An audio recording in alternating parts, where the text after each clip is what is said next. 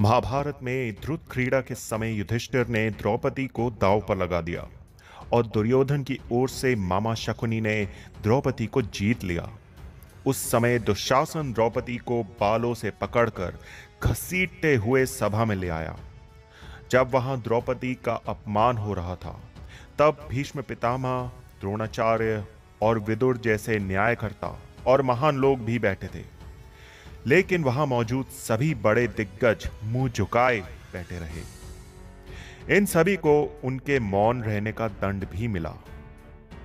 नमस्कार दोस्तों, देसी ज्ञान में आपका स्वागत है। दोस्तों, इस वीडियो को पूरा देखिएगा और लाइक, सब्सक्राइब और शेयर करना मत भूलिएगा। तो आइए शुरू करते हैं।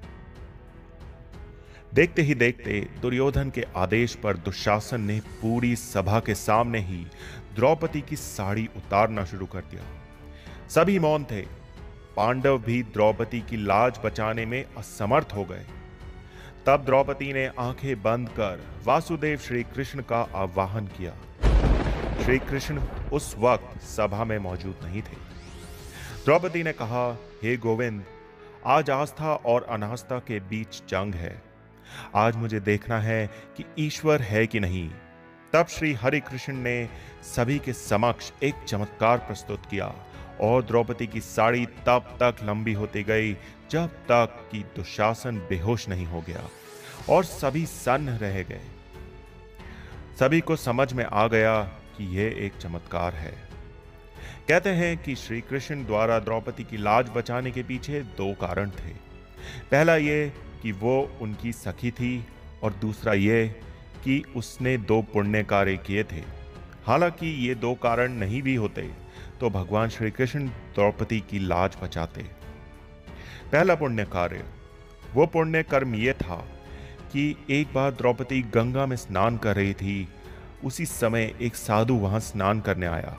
स्नान करते समय साधु की लंगोट पानी में बह गई और वो इस अवस्था में बाहर कैसे निकले। इस कारण वो एक झाड़ी के पीछे छिप गया। द्रौपदी ने साधु को इस अवस्था में देख अपनी साड़ी से लंगोट के बराबर कोना फाड़कर उसे दे दिया। साधु ने प्रसन्न होकर द्रौपदी को आशीर्वाद दिया। दूसरा पुण्य कार्य, एक अन्य कथा के अनुसार जब श्री कृष्ण द्वारा सुदर्शन चक्र से शिशुपाल का वध किया गया, उस समय श्री कृष्ण की अंगुली भी कट गई थी। अंगुली कटने पर श्री कृष्ण का रक्त बहने लगा। तब द्रौपदी ने अपनी साड़ी फाड़कर श्री कृष्ण की अंगुली पर बांध दी थी।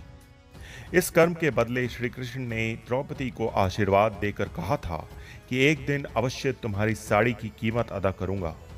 इन कर्मों की वजह से श्री कृष्ण ने द्रौपदी की साड़ी को इस पुण्य के बदले ब्याज सहित इतना बढ़ाकर लौटा दिया और द्रौपदी की लाज बच गई। दोस्तों, कमेंट करके हमें जरूर बताइएगा कि आप क्या सोचते हैं।